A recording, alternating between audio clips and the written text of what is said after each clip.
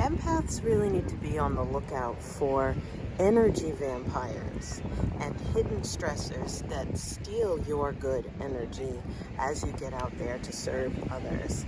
This is really important for empaths because there are so many different drains for what positive energy that you do have left, that if you aren't paying attention, you could for one moment be feeling really great and then catch yourself in the next moment feeling completely drained. So we need to talk about it. I'm Sensei Whitfield from strategicmeditation.com, and this is our third of 4 weeks covering chapter 4 of Outwitting the Devil by Napoleon Hill, the sequel to Think and Grow Rich. I'm coming to you from beautiful Asbury Park, sending you lots of good juju from the Jersey Shore, healing energy on this beautiful day. And this is another weekly love letter to make sure that you increase your energy so that you can increase your impact and income as a conscious entrepreneur. So I'm a Reiki master teacher and strategic coach, and this is just another way for me to reach out and let you know that you are supported as an empath and a self-employed individual. So let's get into it. Chapter 4 of Outwitting the Devil by Napoleon Hill is all about drifting. And if this is the first time that you're here, hello, nice to meet you. Outwitting the Devil is an amazing book if you deal with getting in your own way. We all have the angel and the devil on our shoulder. So this book, Napoleon Hill wrote, interviewing the devil on his shoulder. Like, how do you stop me from thriving in my life, in my relationships, in my body, in my business? And it's written out as this really interesting interview, essentially, right? So, and in this chapter, he is going into the concept of drifting as one of the biggest tricks that the devil on everyone's shoulder plays to get you to sabotage yourself so that you don't feel confident, so that you don't have direction, so that you don't think for yourself. He calls it drifting. And when we're looking at the topic, especially of energy vampires and systematic hidden stressors that just pop up to like whittle down and nibble at and whittle down and drain us bit by bit over time, this chapter actually gives us a really powerful list of all the different types of hidden energy vampires, hidden in plain sight. Now, I'm using the term energy vampire. You may be thinking, don't want that to blow away, it's windy here. You may be thinking to yourself, what the heck is an energy vampire? Is that a monster or something like that? No, not necessarily. So think of it this way. The word vampire does refer to a blood-sucking monstrous being, right? It lives off of the lifeblood of another being, is a vampire. Now, there's different kinds of insects and animals that have vampire features, such as the vampire bat, right? Lives off the blood of other animals. Or how a mosquito or a no-see-em, as we have them here in New Jersey, will suck your blood and make you all itchy. I have a bug bite right here, right? There's this aspect of the vampire of being parasitic, right? It has a parasitic relationship. It has to feed on others in order to survive. And so that notion of the vampire is what we're talking about when we're looking at what is an energy vampire. Now, for an empath, being aware of the energy vampires in our lives, in our environments, right, in our workplace even, is essential because as empaths, we are very sensitive to energy. Now, if this is your first time hearing what is an empath, it basically means an emotional sponge, someone who picks up on the feelings, the sensations, the pains of others, whether they are emotional or physical. right? You soak them right up, whether or not you want to, as opposed to being empathetic. That's where you choose to imagine yourself in someone else's situation. You put yourself in their shoes in order to be a better communicator, which is a wonderful and beautiful thing. However, an empath does not do this by choice. They do it involuntarily, right? It is a sense, the same way that if you're walking down the boardwalk here and you sense like a smell that you don't really like, you can't help it. It's because it's your sense of smell. You just pick it up. The same way for empaths, if they are walking by and they sense a negative emotion or a negative sensation, they pick it up. Similarly with that sense of smell, it's involuntary. It's just another sense that you have. And it's energy. The energy of others we pick up on as empaths. And so we're really good at sensing great energy and bringing great energy. We're natural energy cleaners. That's why God made empaths, is to put more healing on the planet. We're also kind of like energy bloodhounds, where we can sniff out the types of energy. We can really sense it. I know a lot of realtors actually who are empaths, and they're like, you can feel it when you walk in a house. Comment below, by the way, if you're an empathic realtor, right? Or if you work in retail or the service industry, where you can sense some people call it vibes coming off of others, right? This is what it means to be an empath. So for people who have a natural empathic sense, energy is literally everything. And so what little good energy you have when you're sensitive to it, it's precious to you. And so with that in mind, we want to be especially conscious of negative energy and energy vampires. In previous episodes, we talked more about being able to perceive negativity and things like that, but this time it's now things in our lives that are active stressors or active energy drains, aka energy vampires. 9 times out of 10, if you're Googling energy vampire, they're going to say it's a person, right? Like a narcissist.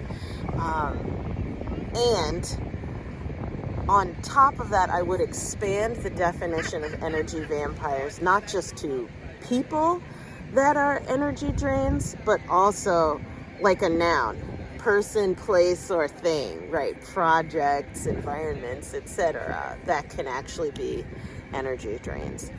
With that, let's go into the text and read today's excerpt from Outwitting the Devil. Let's go. I don't want this to blow away in the wind. Okay, got it. So Napoleon Hill asks the devil on his shoulder, "Go ahead and tell me more of the methods by which you cause people to drift to hell with you."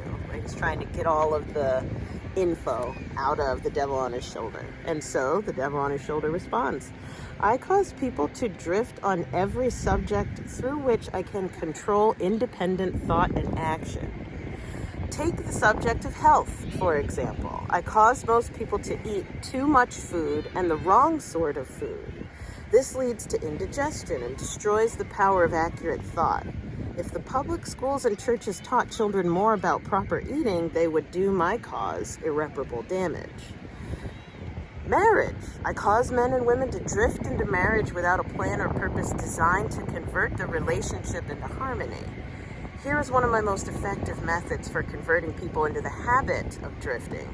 I cause married people to bicker and nag one another over money matters.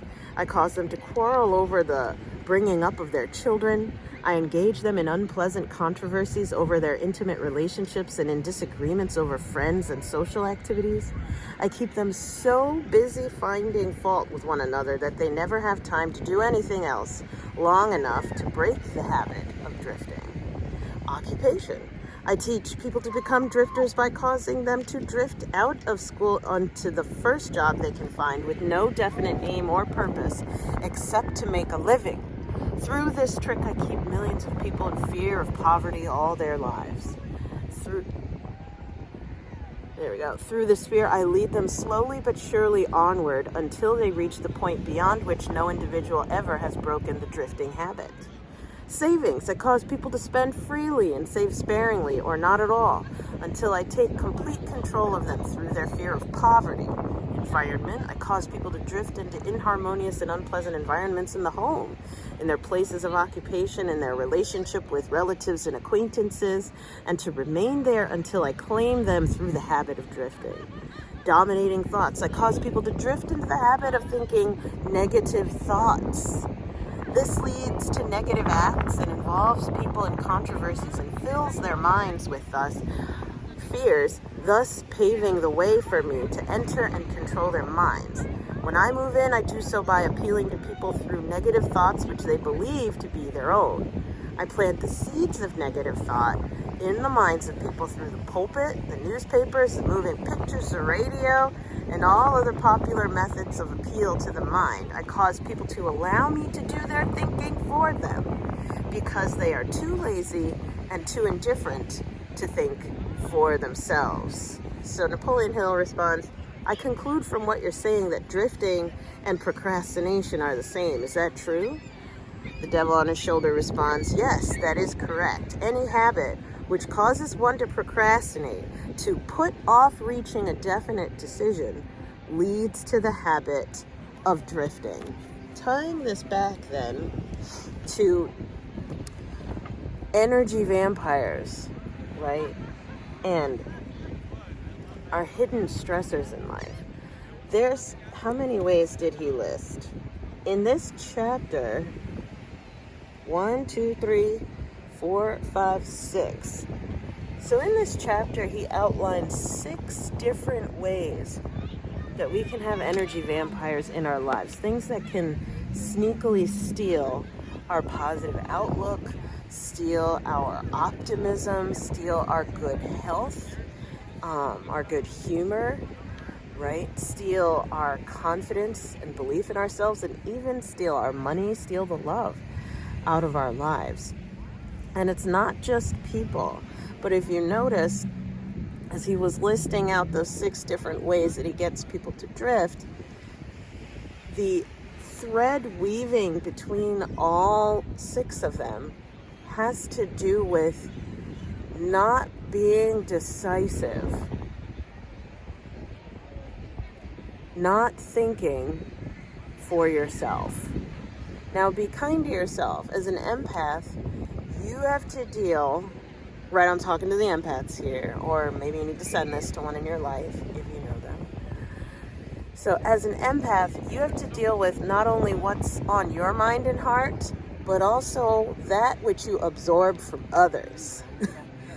And in these different 6 environments, right, we've got in food, in marriage, in your occupation, in your money, in your space, and even in your mind. There's so much infiltration that you've got to deal with. So many holes where you could lose positive energy. So keep a lookout for that this week in particular, or as we say in Reiki, kyo dakeba, right? Just for today. Shinpai suna, don't worry, right? Just for today. Don't worry about it. Just be vigilant. Just stay aware that, okay, there's ways that I can lose my positive energy by not being decisive, by not thinking for myself, but instead just drifting from one thing to the next, going through the motions.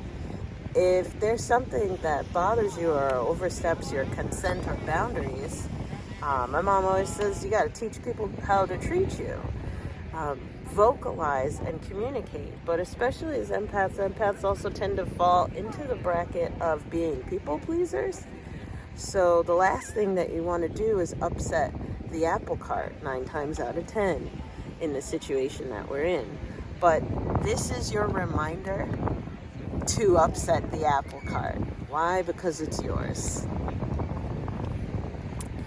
And they would for themselves over there. It's not about causing chaos, but instead it's about causing clarity. Communicate with clarity, open your heart, stand your ground, and the right people, healthy people, will love you for it. They will love you harder for it.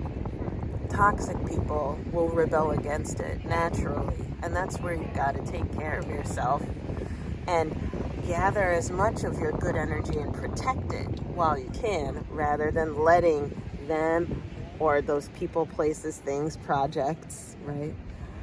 Rather than letting those things steal what good energy you're able to lay hold on. So let's get to the tarot card of the day, which is the Magician.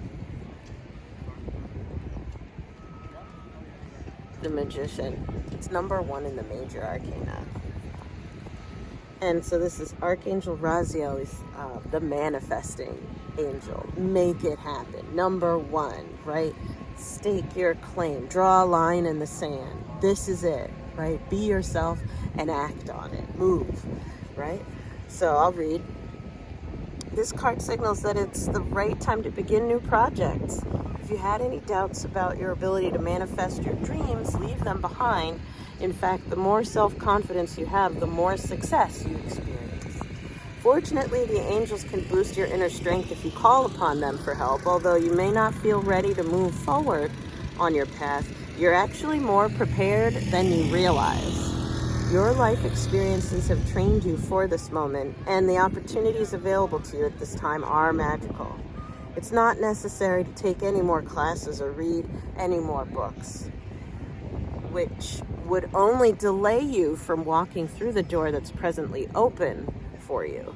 Take focused action with respect to any plans you may have been preparing for. Additional meanings of this card: no more procrastination, magical occurrences, concentrated efforts, unexpected resources. My spirit guides just said the reason why this card is coming forward for you today is why you need to be extra vigilant about energy vampires right now.